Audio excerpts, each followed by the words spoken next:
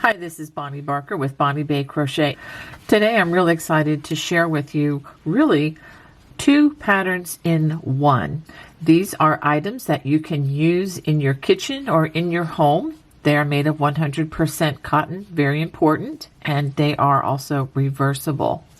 This is 6 rounds of what we're going to accomplish, and this is a larger version. So with only 6 rounds of the stitching that I'm going to demonstrate for you in just a bit, you can make a beautiful coaster, and it'd be very easy, very quick to make a whole set of these. All right, you can make them in many different colors, and this is what I'm really excited about too. This is a dishcloth. Believe it or not, this can be used to scrub dirty pots. The cotton makes it possible, very strong material. And you can also use this as a trivet. You can set it on your counter, put a hot pot right on top of that. Works beautifully. You can also fold this in half and use this as a pot holder to grab things out of an oven. This will work only when you fold it, but it works very well. I have done this for many years. These wash really well. Over time, the color may dissipate, but the material will last forever, or at least for a long, long time. I have some of these in my kitchen that have been there for more than 20 years. And also, you can, for a gift, you can combine these in many different configurations. Let's see, we can do it like this and combine it to make it look kind of like a flower, and combine several of them into a small basket for a beautiful gift. And of course, the coasters, you can stack, several of them as a gift, or maybe even at craft shows. And again, very practical, very easy, and I think a very beautiful addition to your home. For this project, I'm going to be using Peaches and Cream. This particular yarn is 100% cotton. This is very, very important whenever you're making projects for the kitchen. This will help them to stand up to the task at hand, absorb water. It's just trust me, it's the only way to go on these particular projects. Do not try substituting acrylic yarns because they will melt and they are just not up for the task. This particular comb has 14 ounces or 400 grams. That's 674 yards or 616 meters. Obviously, for what we're going to make, this is way more than what we're going to need, but it's really handy to have a cone like this with this much yardage because you can make a collection of these for gifts and just to have around. They're really, really wonderful to have in the house. I'm also recommending that you have a size H or 8 or 5.00 millimeter crochet hook and a pair of sharp scissors and a yarn needle. So to begin, we're going to start with a slip knot and a chain 4. 1, 2, 3, 4. Now we're going to join with a slip stitch to that first stitch of the round by sticking the hook in, pulling a loop through, and then pull it through all the way. And as you see, we have made a little circle, or like I like to say, a little donut seed, or even a little Cheerio. Now for round 1, we're going to chain 1, and working into the center of that little Cheerio, we're going to work 10 single crochets. And notice that I'm working over the loose strand as I go. It'll just make it so much easier just to trim this once we finish these 10 single crochets. That way, therefore, we don't have to worry about hiding it with the yarn needle later.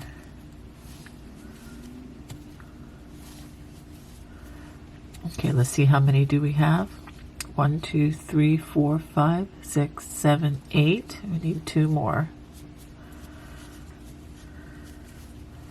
9 and 10. It should be pretty tight, and that's okay.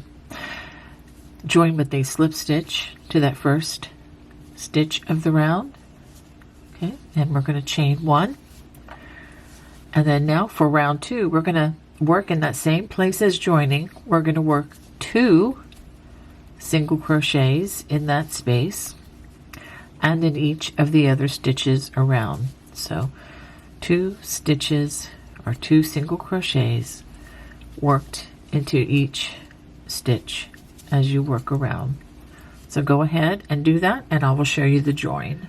Okay, I've worked 2 single crochets in each stitch around, and I did double check to make sure that I had 20 stitches. Do take the time to double check to make sure you have 20 stitches. It's very important.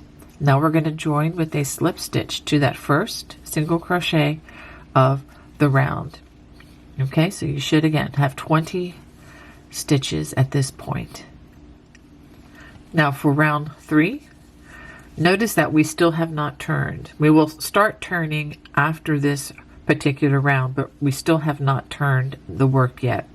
We're going to chain 1, and working in the same stitch as joining, we're going to work a wattle stitch, which is a single crochet, chain 1, and then a double crochet worked into that same stitch, just like that.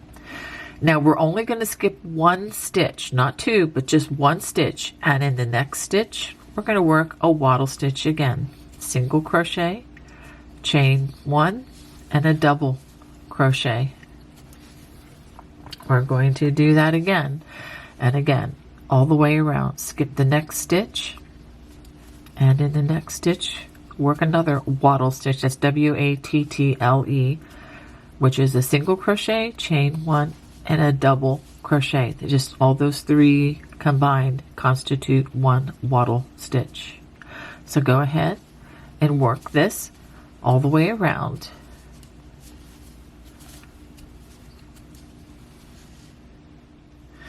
At the end of round 3, we're going to join with a slip stitch to that first stitch of the round, just like that. And now we are going to turn. Well, before we do, let's just take a look. And you need to make sure that you have 10 wattle stitches. 1, 2, 3, 4, 5, 6, 7, 8, 9, 10. Or we can call these clusters, whichever word you want to use. Okay, so now we're going to turn to have the back side facing. Well, the back side with what we're dealing with now, these really are reversible. Before we do that, let's go ahead and let's trim this thread just like that, because it's already been crocheted around with 10 stitches. I don't think it's going anywhere. All right, so now we're going to be working in the chain 1 spaces and in the single crochet. So as we go around, we're going to skip that double crochet, and in the chain 1 space that we made with the wattle stitch, we're going to work 3 single crochets and then 1 in the single crochet of that wattle stitch. So again, skip the double crochet, 3 single crochets into that chain 1 space, and then 1 in the single crochet. Let's go ahead and do that again. 3 single crochets in the chain 1 space, and then 1 in the single crochet. So go ahead and work that all the way around. So I've worked this all the way around, and notice that the last single crochet is right here, and here was where we started, so it's really at the join. So after we do that, we're going to join with a slip stitch to that chain 1 space, just like that, and you should have a total of 40 single crochets all the way around. Okay, now for round number 5, we're going to go ahead and turn. We're going to chain 1, and we're going to return to the wattle stitch, but with a little bit of variation. So we're going to work the first stitch, a single crochet, chain 1, double crochet, work, which is the wattle stitch. Okay, So after completing that double crochet of that wattle stitch, we're going to skip one stitch only and then work another wattle stitch in the next stitch. Single crochet, chain one, double crochet, and then we're going to skip 2 stitches, 1, 2. And that's what we're going to alternate around. Wattle stitch in the next stitch, skip 1 stitch, and then wattle stitch in the next stitch, skip 2 stitches, okay, wattle stitch in the next stitch, okay, and if you're not sure what you did, we skipped 2 stitches the last time, so we're just going to skip 1 stitch and then do another wattle stitch. Make sure we get it through all the strands, and then skip 2 stitches, 1, 2. And that's what we're going to do all the way around. Skip 1, wattle stitch, skip 1, wattle stitch, skip 2, wattle stitch, skip 1, wattle stitch, skip 2. So work that around, and I will show you how this round ends.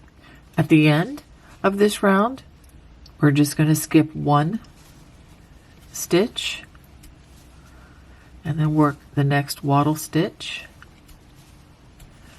and then we're just going to skip the last stitch and then join with a slip stitch to that chain 1 of the round. Alright, so let's go ahead and turn, and to work row 6 we're going to chain 1. Again, skipping the double crochets goes without saying in these wattle stitches, and we're just going to work wattle stitches in each of the chain 1 spaces. So with those chain 1 spaces, we work a wattle stitch in them, and we're going to do that all the way around.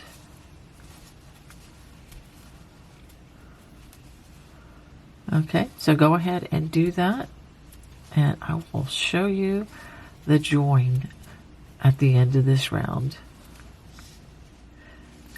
At the end of this round, we're going to join with a slip stitch to that chain at the beginning. Now, if you're making a coaster, just make a chain and pull it tight, clip the yarn, and you have a completed coaster. Okay, and you should have 16 clusters or wattle stitches around the perimeter. All right, now if you're going to join me in making a dishcloth, we are going to keep it going. Let me go ahead and make sure that chain is not too tight. I'm going to chain 1. We're going to turn again. We're again going to skip the double crochet. Now we're going to also do some alternating here. We're going to work 3 single crochets into that first chain 1 space, and then 1 into that next single crochet, and then we're going to work 2 single crochets into the next chain 1 space, and 1 single crochet into that single crochet. Okay, so again, 3 single crochets into the next chain 1 space, and single crochet in the single crochet, and then 2 single crochets into that chain 1 space, and 1 single crochet into that single crochet. All right, so we're going to work that all the way around. 3,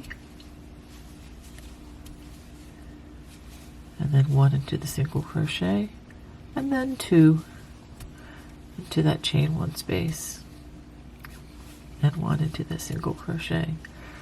So go ahead and work that all the way around, and I'll show you how the row ends. At the end of round 7, you should have a total of 56 single crochets all the way around, and we're going to join with a slip stitch to that first stitch of the round. Now we're going to turn. We're going to chain 1, and we're actually going to repeat round 5, and I'll do this with you. We work a wattle stitch in that first stitch, and then we're going to skip one stitch, and then we work a wattle stitch again, and we skip two stitches, 1, 2. So we're going to alternate that wattle stitch, skip one stitch, and then a wattle stitch in the next stitch, and then skip the next two stitches, and go ahead and work that all the way around. So after working that all the way around, we have worked another, we skipped one stitch, worked another wattle stitch, but instead of skipping two stitches, we're going to just skip one more and work another wattle stitch, just like that. Join with a slip stitch to that chain one space, just like so. You should have a total of 23 wattle stitches around. So with round number 9, it's very similar to round 6. We are simply going to chain 1, and we're going to work wattle stitches in each chain 1 space around. Just like that.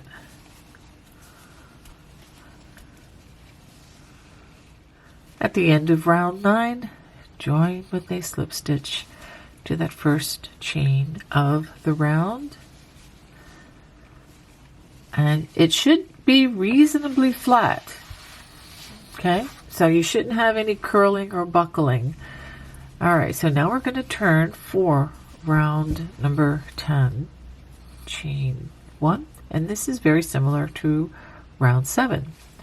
We're going to work 3 single crochets into that first chain 1 space, and then 1 into the next,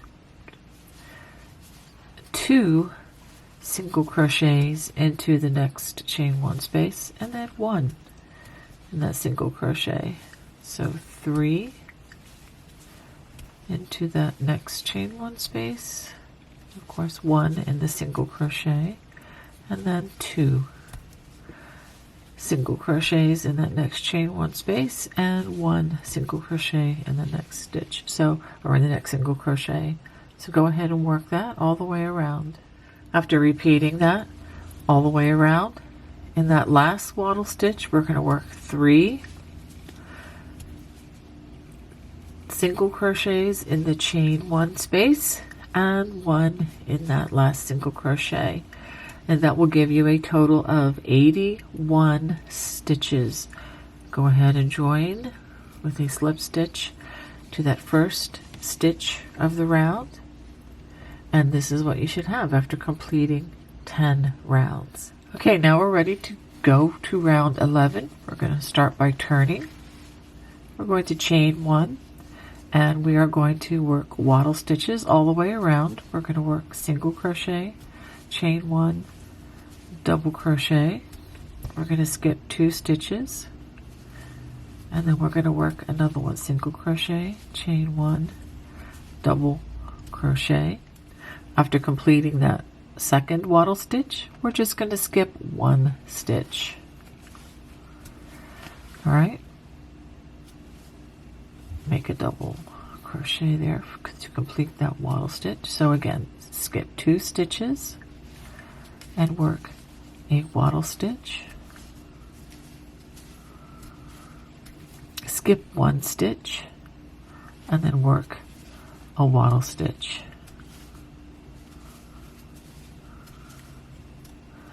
All right, so we're going to work that all the way around. Skip 2 stitches, then 1, 2 stitches, then 1.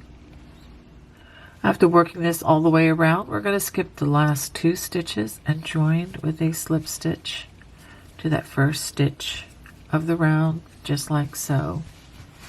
So this is what we have, a very nice, hopefully very nice flat hot pad or washcloth, whatever you would like this to be. Now for round 12, we're going to turn, chain 1, and we're going to work a wattle stitch into each chain 1 space, and we're going to do that all the way around. At the end of round 12, join with a slip stitch to that chain 1 space, the beginning of the round. Alright, so now we have 1 round to go, and this is kind of a finishing round.